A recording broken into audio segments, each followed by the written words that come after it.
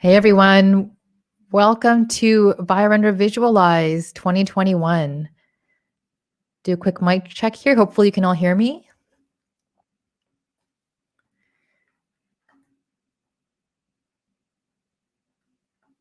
Great, okay.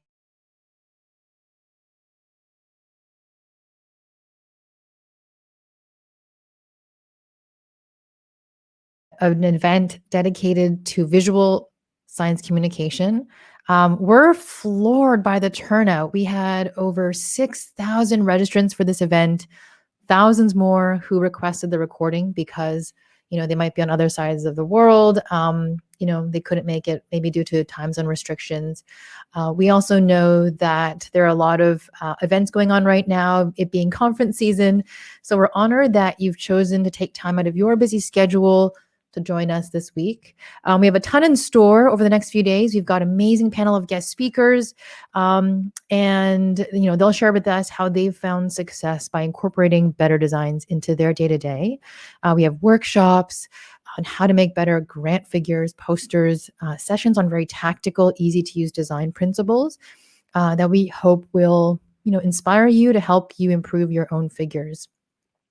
We encourage you to participate in the chat. I already see a lot of comments and conversations going, so that's great. Ask questions. We've got a lot of people, overseeing the chat there from the BioRender team. You can get to know each other a little bit. Even stop by our career booth where we'll actually be going through some great opportunities to come work at BioRender. Shameless plug. So if you're passionate about science communication and want to come and join our mission to empower the world to learn and communicate science through visuals, check those out later.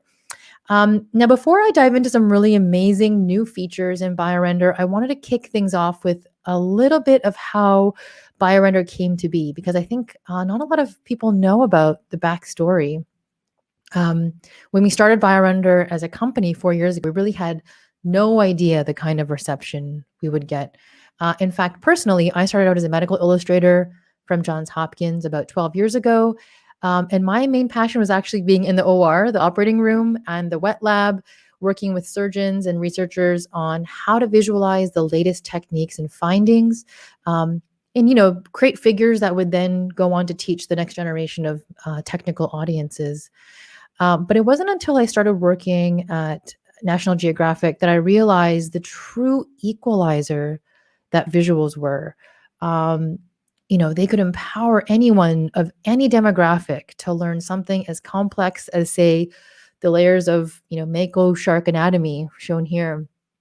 This photo is actually an image that a college roommate sent to me. It's of her two little boys. She said that, they were enamored by some of the centerfolds in Nat Geo. And, I was honored to play a part in that. So working there, I realized that, effective visual communication really enables us to captivate audiences with all levels of knowledge. And when I branched off to start my own studio, I was excited again to work with incredible scientists on groundbreaking research. Like all of you in the audience, sometimes the images would be rather involved or complex like this. And I quickly realized that there were still so few of us trained medical illustrators in the world. At Johns Hopkins, where I trained, there were 4 to 6 students a year in the medical illustration program, max. And the demand for science visuals are still growing every day. In fact, I think there are about 30 globally who graduate from accredited schools. So that's an incredible number, small number that I, didn't actually appreciate until leaving. So what ended up happening was you'd end up opening up a journal and see images like this that weren't the type that I was used to seeing, created with our studio or my colleagues, but more images like this, made in PowerPoint, Microsoft Paint, sometimes Adobe Illustrator for those that are more brave-hearted. And, some of them look beautiful. They probably took a very long time to make. And that was just super disheartening.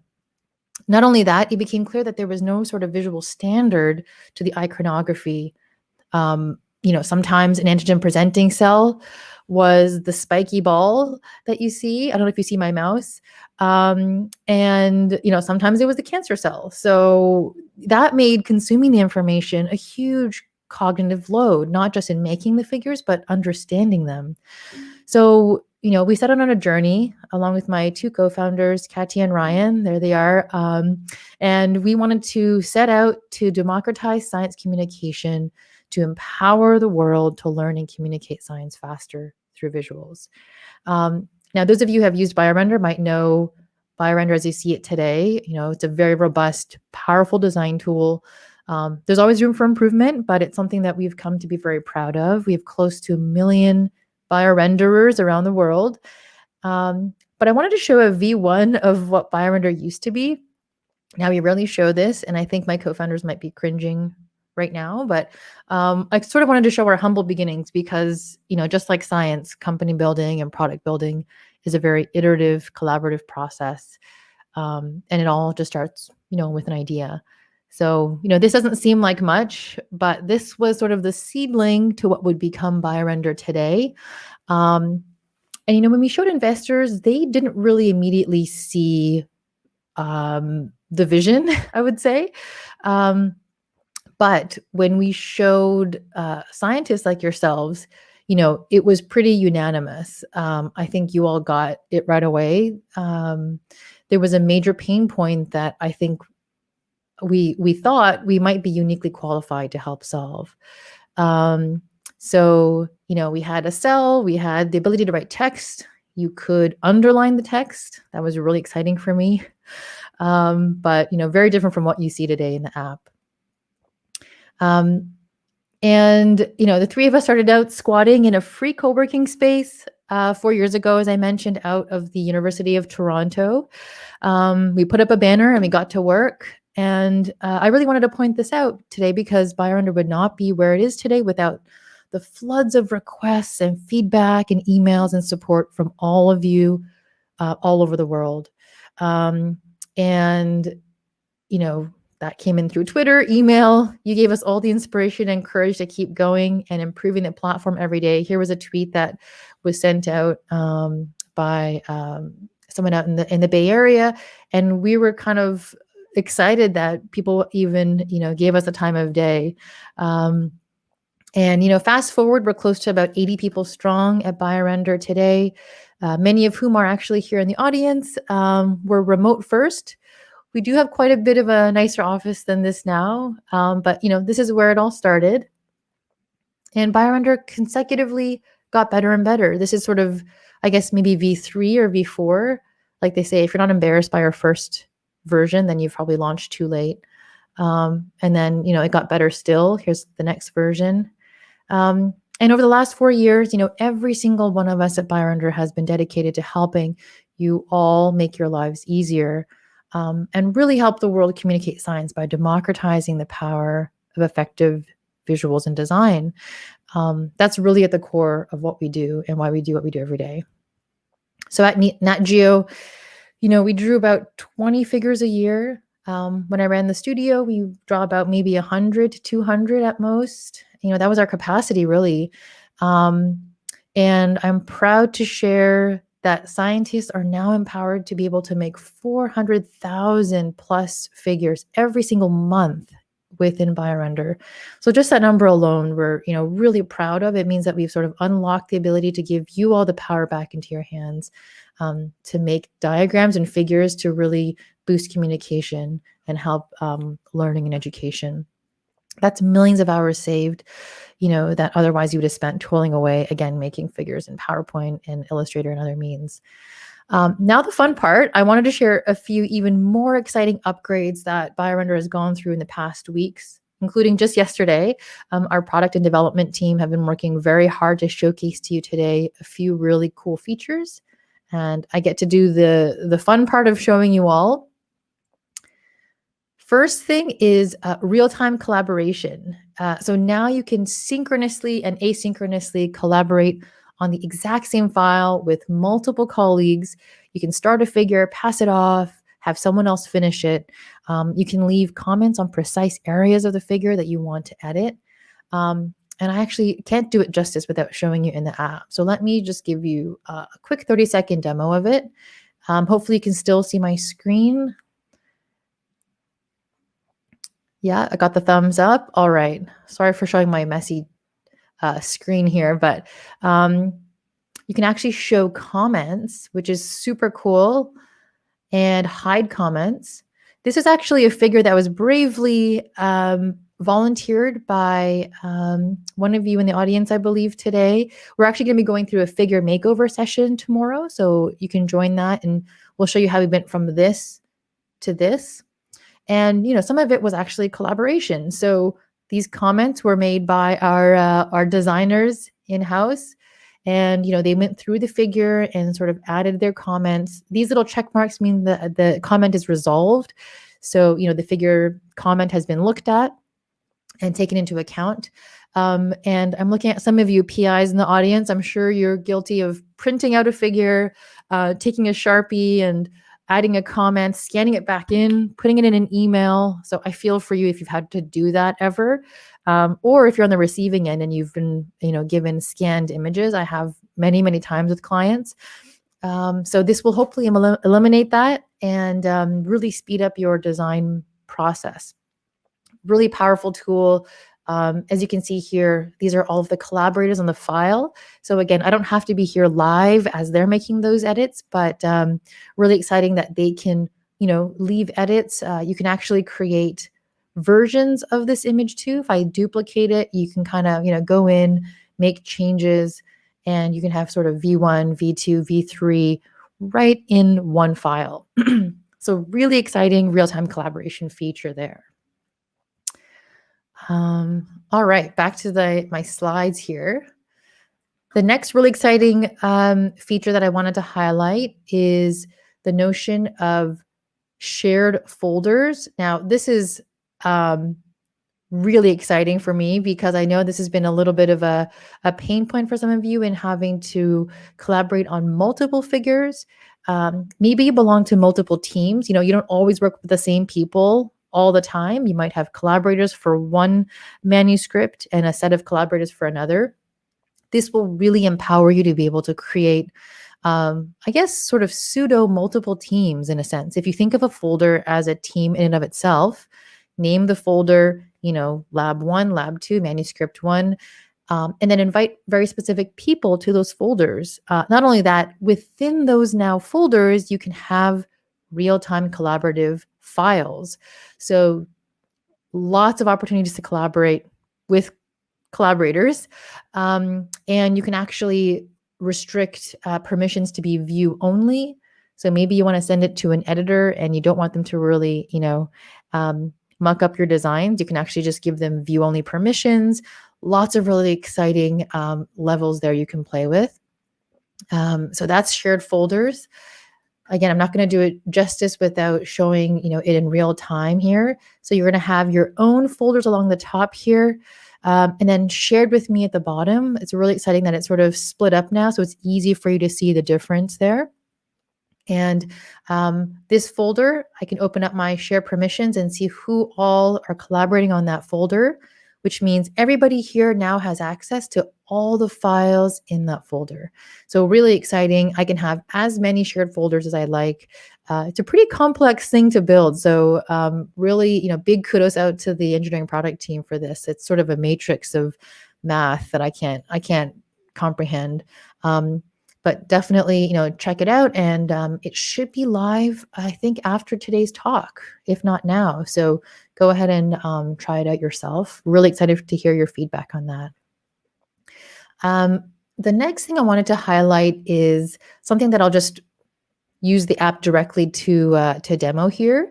And that's the notion of connector lines. You might think, what is a connector line? I'm sorry, I'm looking over here because my monitor is here, so I need to see it. But connector lines is something that we actually had a lot of requests for. So I don't know if you've ever been in this position where you've had to, create a box, maybe connect the two and have them move directly with the arrow itself. I think a couple of other apps allow for this to create flow diagrams, even pathways. Now with BioRender, you can actually connect the line directly to the object. And so those lines, I think pretty much any line in BioRender now will stick to virtually any object.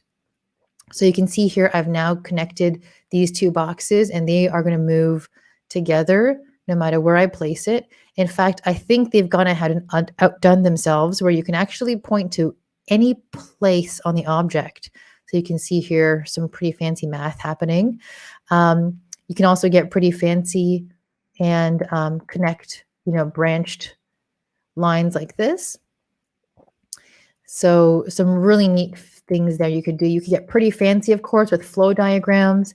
You don't have to now, adjust the line every time you move it. It's going to be connected. So that's going to save you a lot of time. Again, we want to give you all back time in your day. So hopefully that will help. And then, some other fancy stuff happening here mathematically that I will not begin to pretend to understand. But just these sort of curves and lines that it sort of holds true to is really cool when you start creating complex pathways like this. I'm sure you've all been in this situation before where, things have to nudge around a little bit. It's not going to be perfect the first time you place it, but look how easy it is when, I have to make those minor adjustments like so. So go ahead and try that out. Basically, any line, I think, in the app, except for these circular ones, can be made into a connector line. So go ahead and try that out. Hopefully that speeds up your illustration process.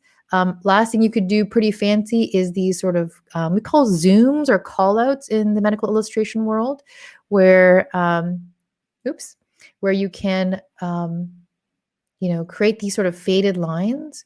So if you have maybe a body of text that you want to move into your figure, you'll want to move that around. So again, a lot of applications for connector lines.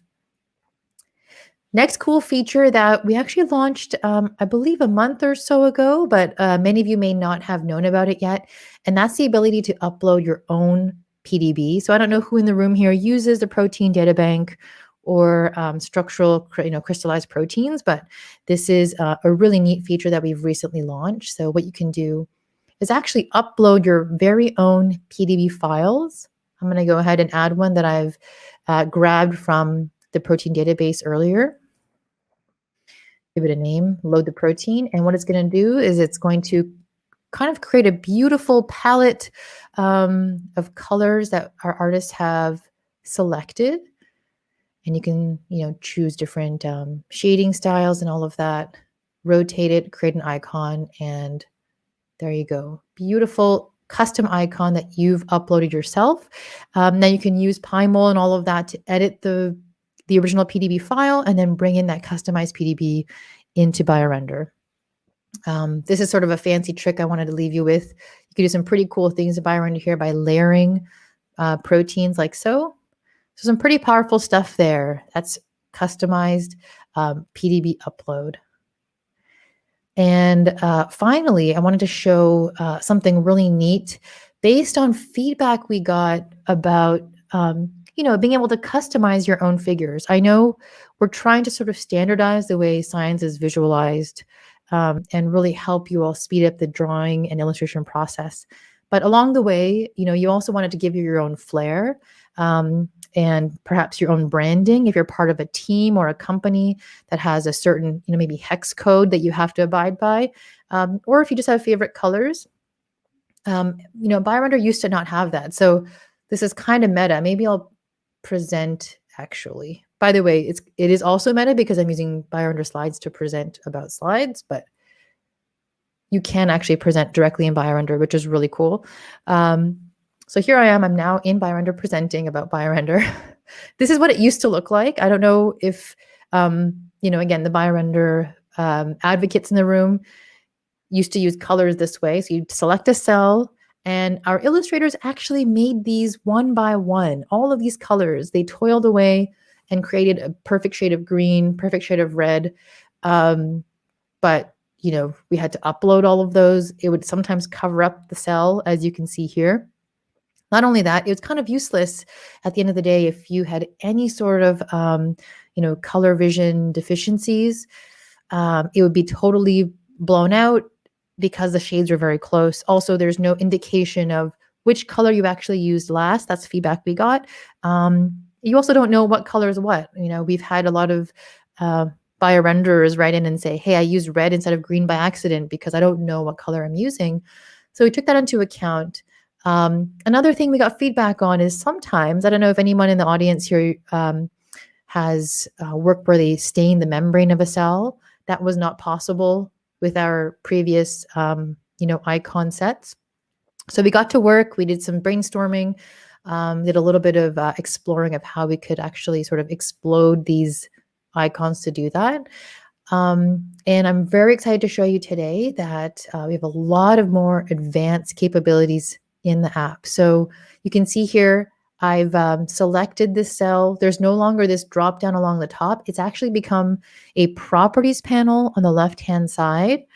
So that's new in and of itself. We're going to add a lot of cool enhancements here. So look out for that. We've got a lot more real estate to work with now. We can select, obviously, the presets that used to exist, but now you can actually select any color under the rainbow for virtually every single icon in BioRender. So this dendritic cell, if your heart chooses to have it to be a red, very unique shade of red, if you have the hex code, you can go ahead and change it to that. You could take it a step further and, change the nucleus. Sometimes you want the nucleus to be a little bit darker or lighter. You can actually do that as well. If you want the nucleus to be, lighter or remove it completely, you can do that. Another really neat thing is, from what we've heard, sometimes, membrane degradation has to be very visible, maybe during apoptosis. So what you can now do is actually create a border that's sort of dashed to make it look like, maybe the membrane's compromised. That's really neat. You can almost treat it like a line, a dashed line. Change the border stroke.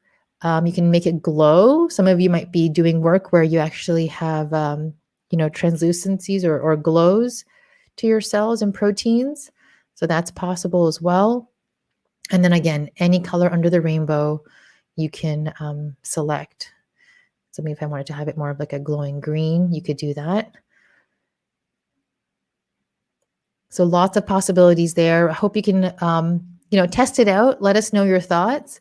But we think this is a huge improvement to really empowering you all to really select any color under the rainbow for your needs. Let's see here. What else could I show? Any uploaded object into BioRender can also be edited. So here's this BioRender logo.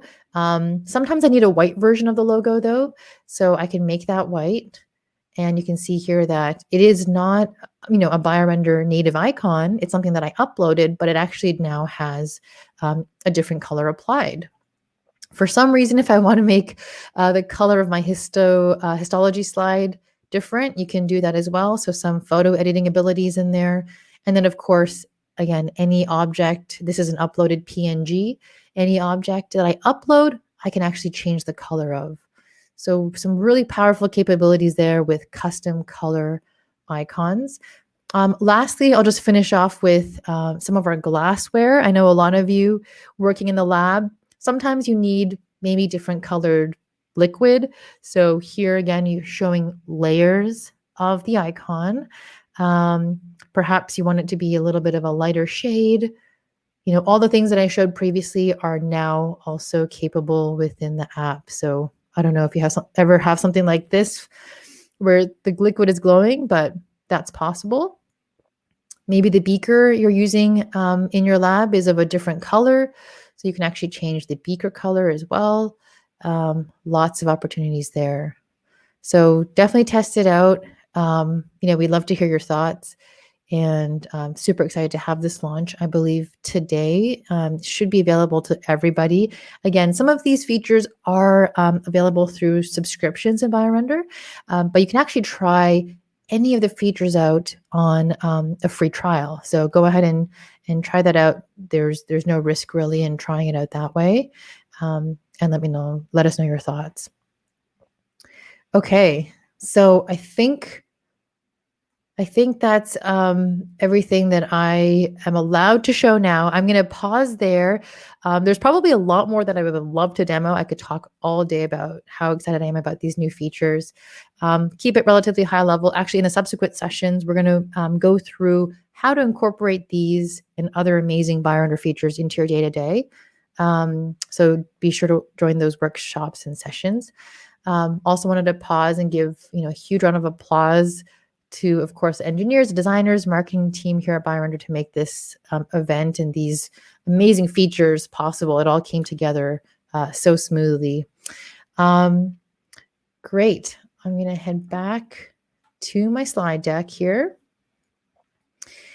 And I hope you enjoyed the rest of the conference. I'm actually going to be joining you all now in the audience. We'll be hanging out in the chats together. I've been looking forward to hearing from the rest of these speakers.